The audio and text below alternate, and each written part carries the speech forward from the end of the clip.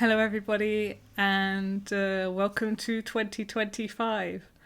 I recently did an epically long 6-hour review of 2024 with my good friend Nina Sevilla, and it was a private session, but I made a lot of notes along the way, and I thought I would do a recap of all the tarot and spiritual related work and achievements I managed to do this year. And although my health and my energy work and the shadow work has really been the priority this year, I've had to clear a lot of stuff. I've had to do a lot of things to help improve my health and handle my health when it wasn't well. But the spiritual work actually became the priority this year. When I started out, I thought I was going to do a lot more with my music, actually. And actually, as the year progressed, the spiritual work took over, and that became the priority sort of under my health. You know, my health had to be number one. But yeah, and so I thought this year it might make sense to do a recap also of the spiritual stuff. So in no particular order, one of the first things I actually did this year was rebranding my website or my business name. It used to be called Choose to Play Big, but I changed it to tarot.by.thea.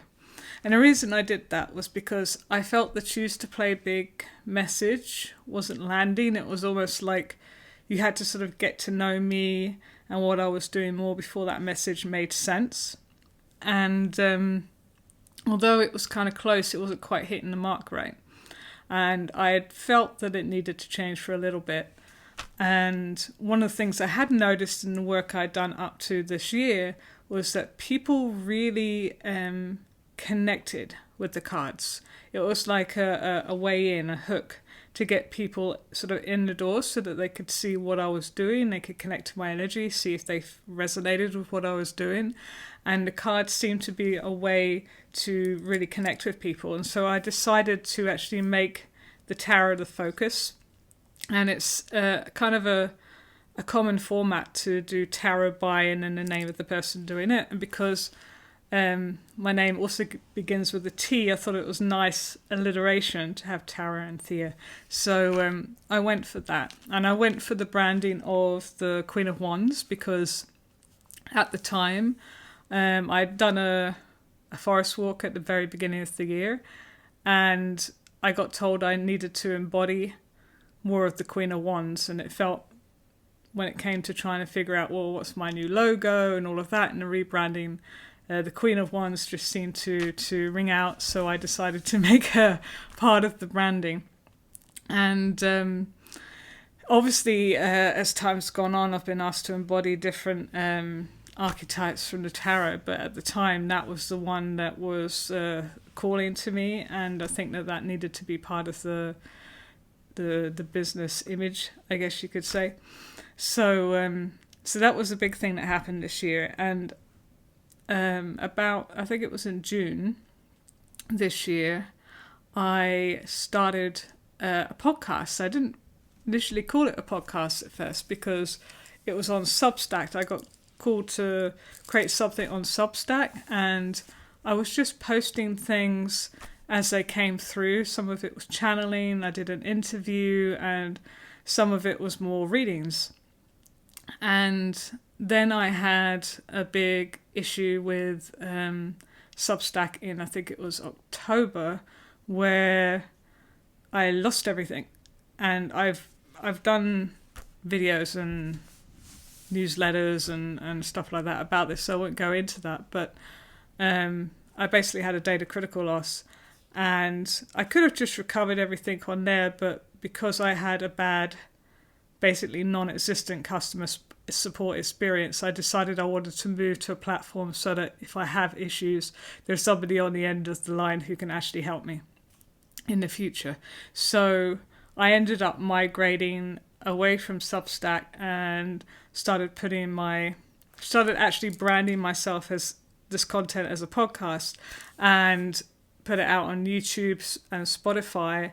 And yeah, and then also I've done sort of over the year, I've also sort of set up my Instagram, I've set up a Facebook group and a Facebook page. And and so I've been expanding the sort of ecosystem over this year, and I'm still figuring out exactly what content or what things to offer on each platform. That's still evolving. Like, I'm still thinking about what I can do differently in the Facebook group compared to the Facebook page. There are some differences already. The Facebook group has a lot of behind the scene updates, a bit like what my newsletter get, and I don't put that stuff out on the page. The reason I created a group in the first place was because when I was going live, I wanted somewhere on Facebook, and I was torn between doing a group and doing a page, but I got told do a group. And then Meta changed their rules on going live in a group, and you can't comment. And then I realized, okay, that's not going to work for a live stream.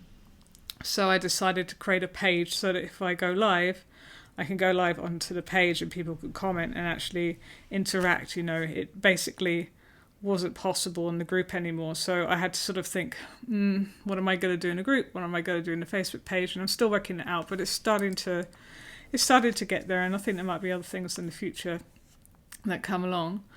But I've been playing around with these different platforms and different tools, because in working with Spotify, I've discovered Riverside, which is an integration they have, which allows you to do the recording of the podcast and stuff like that, so you can actually get the main footage.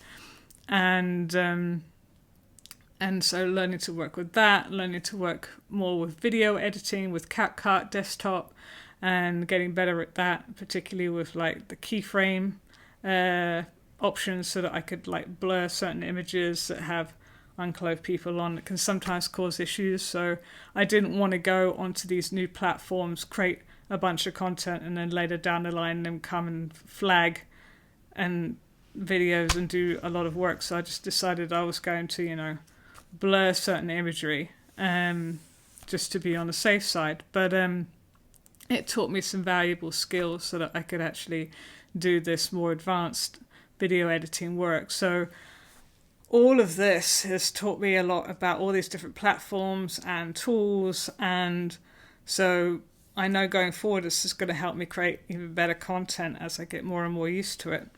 And I also expanded, because I don't have Substack anymore, to using to MailerLite for the newsletter, and figuring out what kind of content to put there, because that stuff isn't like posted now, so it's a separate piece of content to say the description that goes along with the podcast, because it used to be on Substack the post was like almost like the podcast description, it was one thing. So now they're two separate pieces of content. I had to think about, what do I put in my newsletters?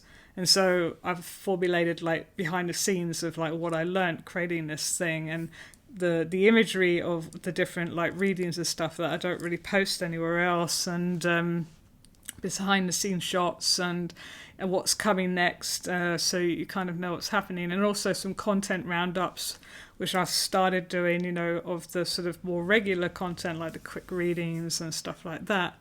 So I've really done a lot on setting up my ecosystem and figuring out what works for each platform. And I know that will continue going forward as I get more feedback, as I get more inspiration, and seeing what works, what doesn't, what feels aligned.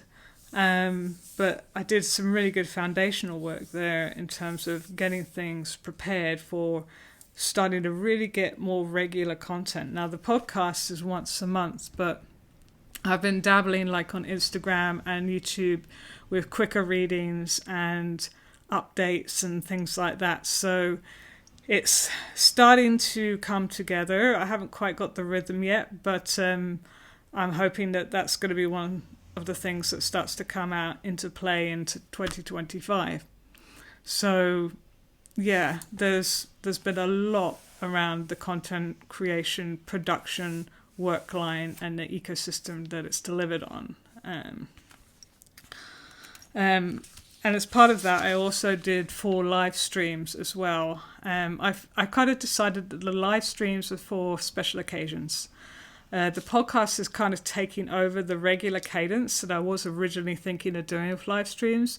And now whenever I'm doing a major like relaunch or update, because I tend to every 6 months or so get like a load of downloads that say, okay, now do this, change this, reframe this, or whatever the case may be, add this, and then I do that work. And then once that particular sort of download work is complete, then I will do like a little mini relaunch, basically announcing what's changed, and then doing a live stream, maybe some kind of giveaway or discount or something to just sort of celebrate that the work's done, and to honor everybody who's been following me on the journey and supporting me. So that's kind of where I feel the live streams are going. So they may not happen that often now, but when they do, it's going to be to mark a particular milestone in the progression of the work that I'm doing. Now, the other thing I've been doing a lot of, besides all of this content creation and working on my offerings and the sort of practical end of it, has been I've been doing an insane amount of shadow work.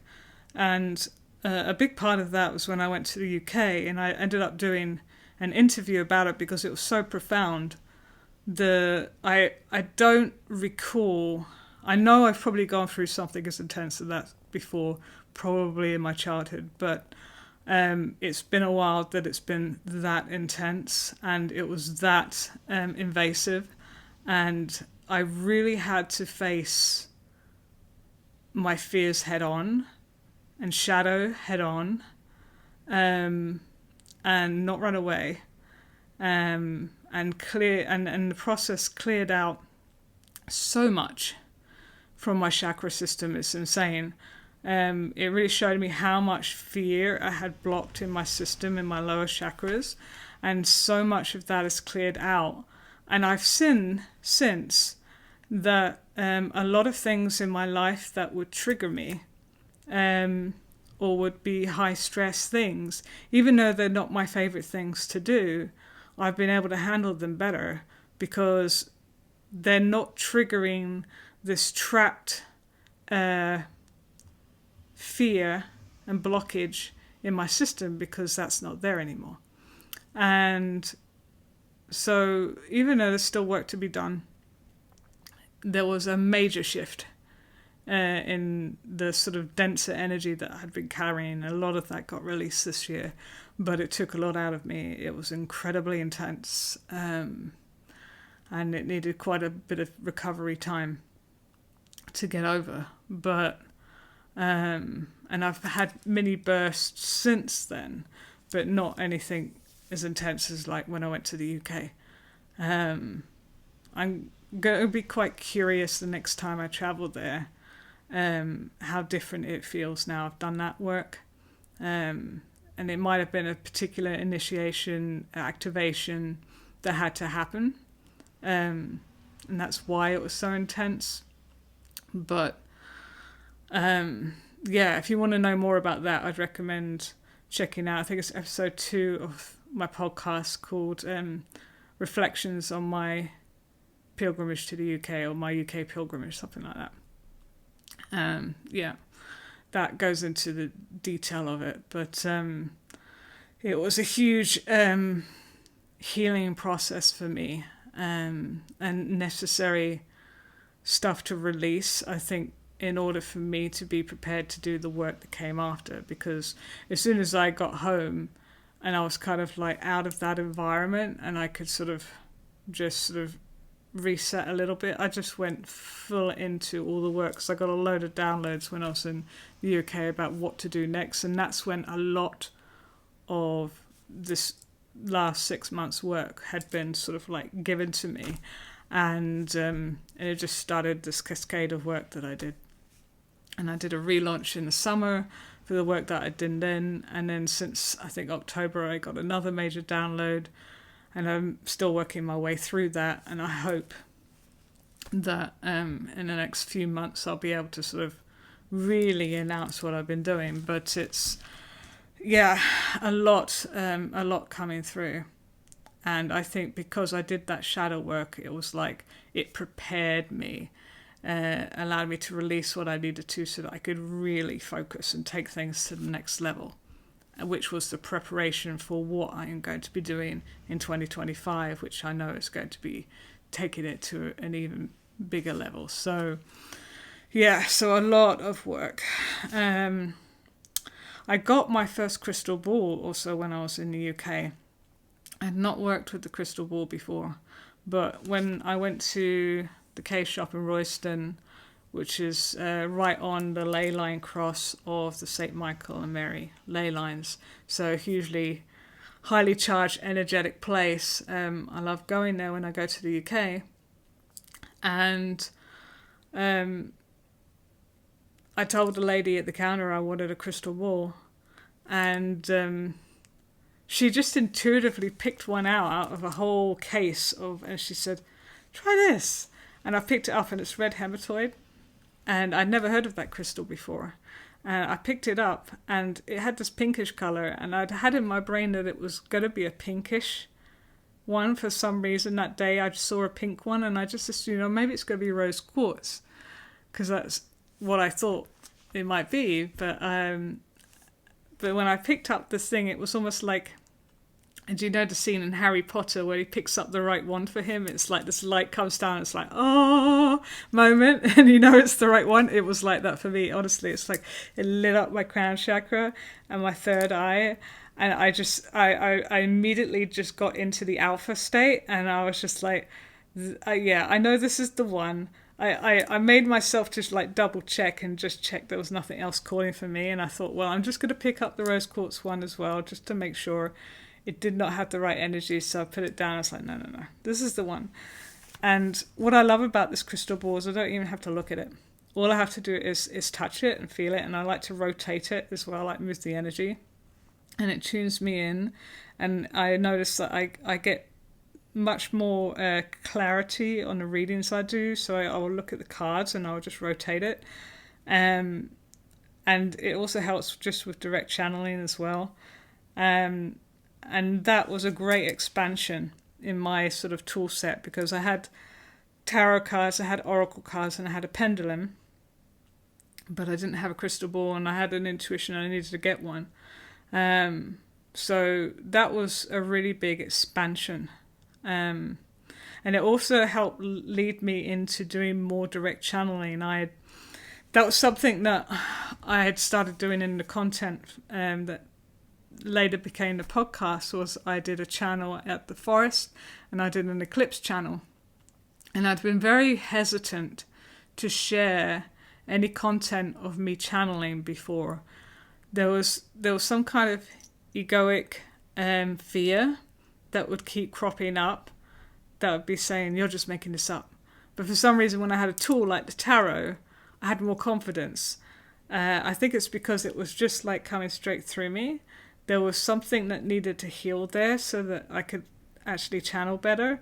And the process of actually daring to put out a couple of my channels actually helped me clear a lot of that. I think it's mostly resolved now. And I know that now that I have the crystal ball as well, that I'm going to be doing more of that. And I've noticed it. Sometimes channels will come through when I'm doing tarot readings and doing recordings and stuff. And it just starts to feel like it's going to become more and more of a practice. And actually when it does come through, sometimes it's just so much clearer and easier than actually trying to interpret the cards. So it's been really interesting to expand into that more and actually trust that more and allow that to be witnessed this year. So I don't think I had ever really shared any of my channeling before this year. So I'd done a few voice recordings before, but I think I didn't even dare listen to them myself, to be honest with you. So yeah, that was a big step for me. And the other thing I did is I actually set up a permanent altar space, so that whenever I get spontaneous urge to do a reading or to channel or something, I can quickly get going. I've got everything set up. I just need to maybe do some smudging and I can get going. And it's also been useful for the readings that I do for, my clients as well, because everything's there for me. So that was actually really good to be able to do that.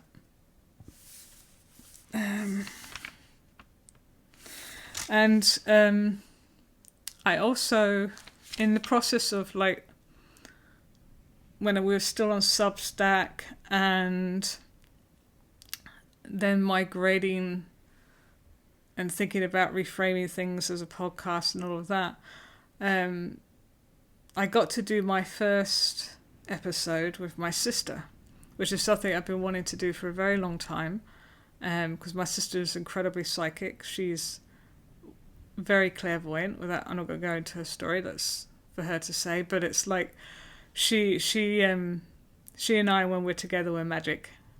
Magic things happen. So it was really great to be actually do a reading with her, and then that sort of, in the process of doing that gave me the idea of putting the cards up on the screen rather than having a cam overview, which turned out to be a real problem technically when you want to do a recording. Live stream, it's easy. They give you the option to add an extra camera, but when you want to do a recording, it just became a technical nightmare, and I was just like, how do I show the cards? How do I show the spread?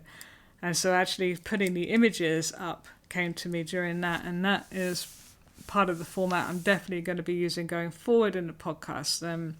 So unless I decide to do something that's not card-based, which is not really what I think I'm going to be doing, but just, on the odd occasion, maybe something different will occur. But that episode really helped me get clear on how I want to proceed going forward in general. And me and my sister are going to do more episodes as well together. So I'm looking forward to doing more of that in 2025. But that helped to sort of like really start to take the podcast in the right direction. And each time I'm learning something and tweaking something and evolving the process. But that was a turning point I felt in the content I was putting out. So it was great to do that work with her. Now, one of the things that I've been doing is, so in October, I had the opportunity to go to an event called the Mega Speaker event. And this was hosted by JT Fox, who's a well-known coach and speaker. And he was going around all the countries in the world doing events like this. And I went to the one in Copenhagen.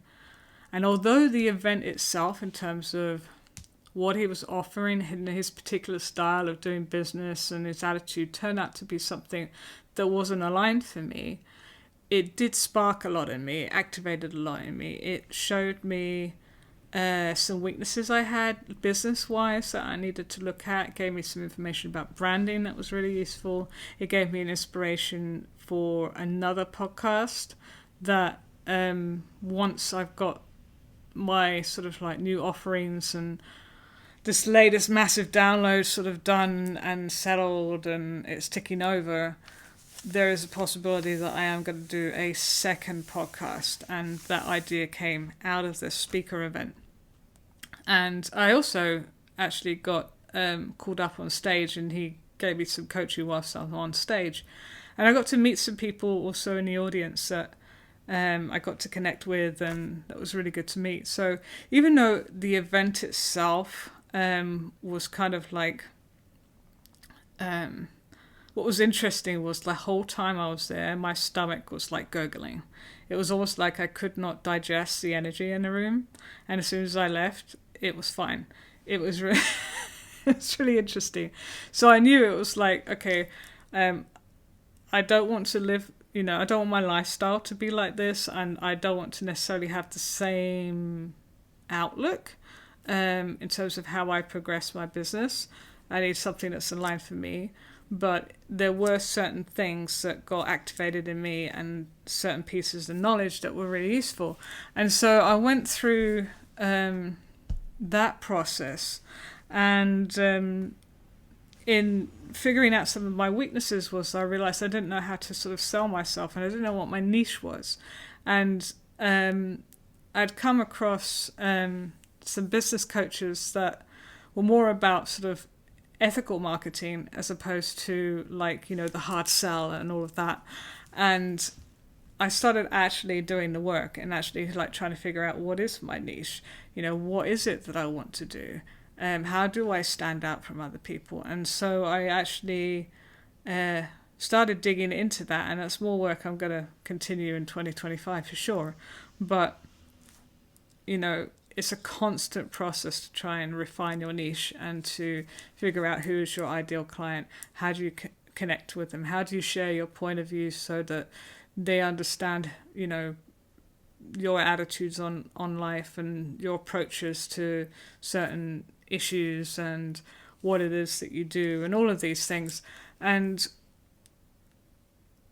because I found the right people, they help me sort of look at it from a point of view rather than, oh no, I have to do something that feels really out of aligned and I don't want to do it, so I'm just not going to do it. To actually finding people that could show me, no, there's a way to do this and still be integrity to the kind of person you are, the kind of service you're offering, and all of that. It kind of actually got me to a point of, oh, I'm actually creating a business. Oh, I'm actually framing it in a professional way. And that allowed me to actually sort of take everything more seriously in the sense of actually considering what I have to do to make this work, but still works within the kind of lifestyle I have and the kind of considerations I have to take in due to my day-to-day life.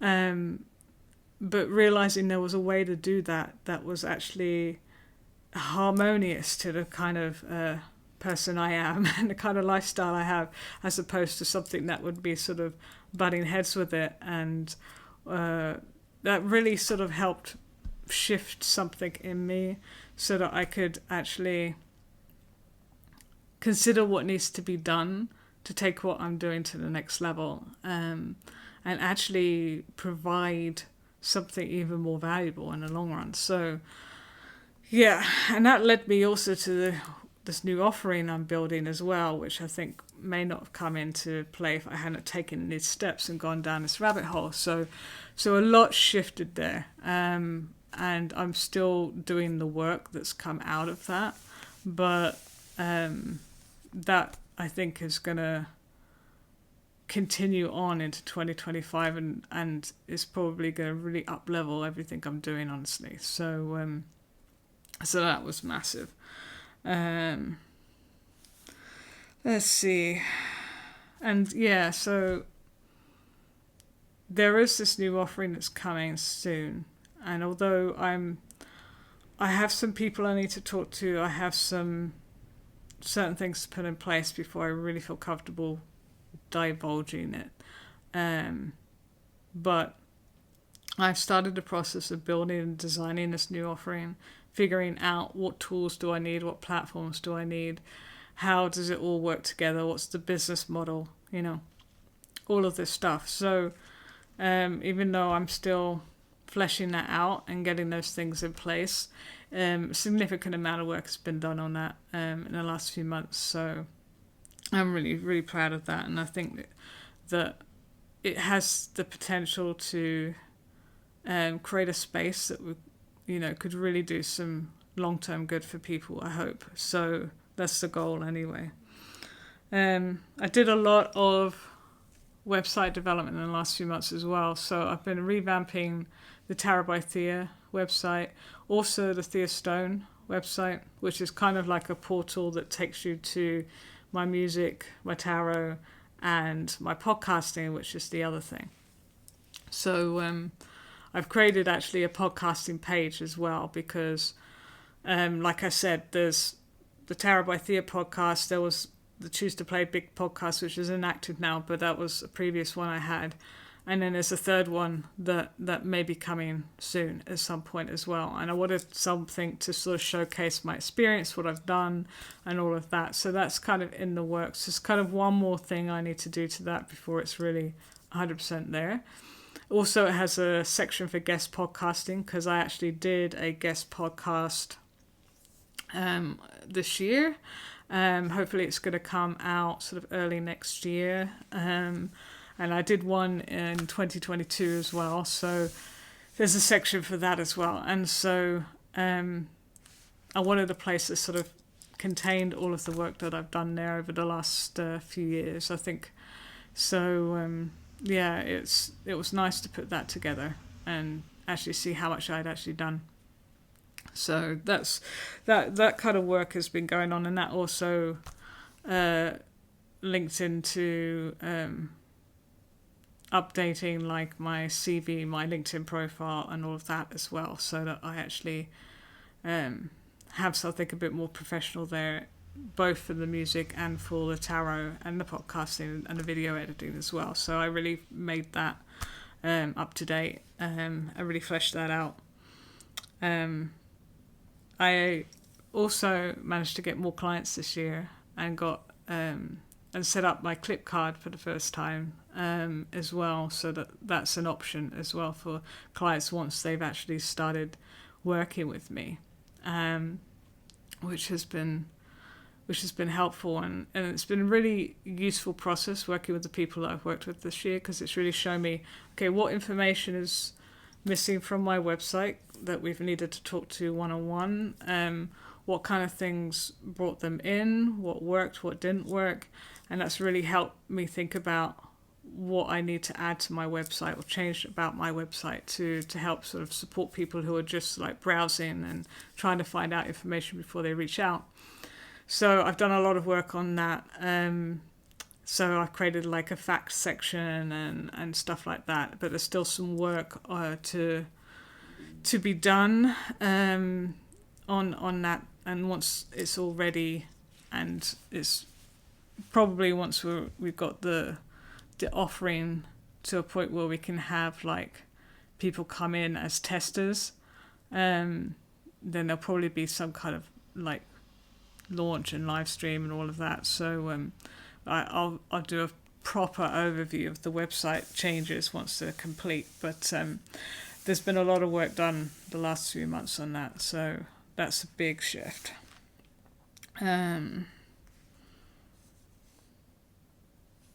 Yeah. Also, I managed to really hone my meditation routine this year. I mean, I've been meditating on and off since I think I started when I was maybe 12, something like that. It was quite young. And I've had times where I've done it regularly, and times where I've done it sort of on and off, and times where I've had a break from it. But I really got back into a regular meditation routine, and it has made a big difference to me. And I can see that I'm actually getting more sessions where I'm getting really deep into the meditation. The longest meditation I actually did this year was 4 hours. I did a few that were 2 hours. On average, I'm probably doing an hour and 15 minutes. I'm doing some preparation beforehand as well. But the actual meditation itself, usually it's about an hour and 15 minutes. But there have been some longer ones that have come along. And yeah, no, that's made such a difference. And I think it's also helped that I've been doing channeling as well. And that's made a difference.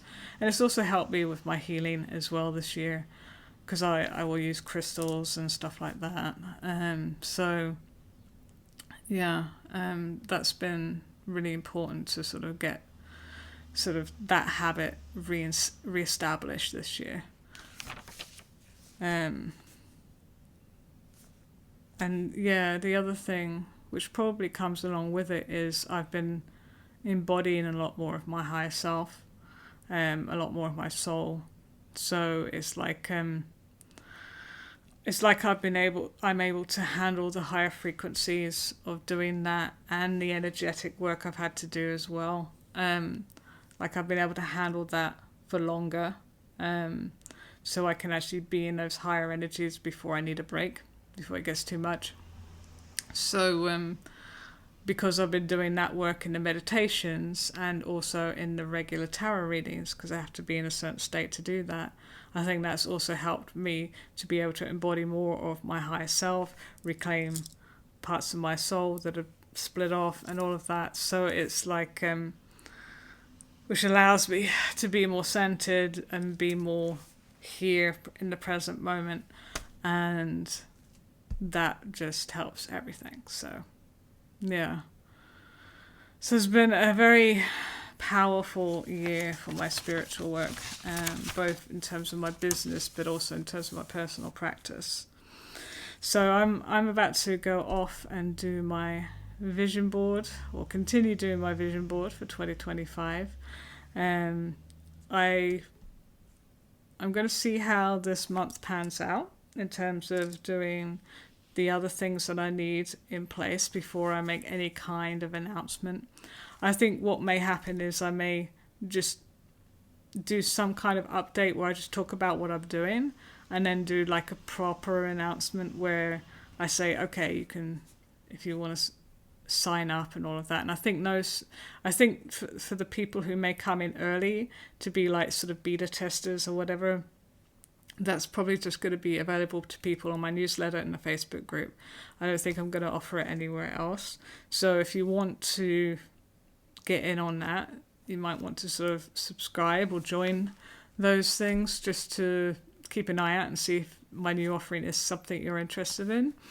It's something that I'm going to sort of like describe my intention for, but it's something I want to sort of like hone with the community and actually see what is going to be useful. I have an idea based on my experiences over the last few years, what seems to be useful for people, but I want to get more input and more feedback and actually figure out, okay, is this something like more specific we need, or the idea is great but we want to go about it this way rather than this way. So I am going to want to sort of like get a lot of feedback to see what works, what doesn't, what would be useful, what isn't. So there's definitely going to be a lot more involvement. So if you like the work that I'm doing, and when I start talking about it more, you go, that's interesting. It would be good to get on my newsletter or in Facebook so that you could actually participate, so that you can help make it something that would be useful for you and the people that you know. So once I have some idea of it feels okay to actually really talk about it in depth, then I'll do some kind of update like this. And I hope it will be sometime in January or February, depending on how things play out. But until then, I hope you have a wonderful start to the year. I hope the year brings you many blessings and is a complete turnaround. And yeah, is everything you deserve and need it to be. So take care, and I'll see you soon. Keep shining. Bye.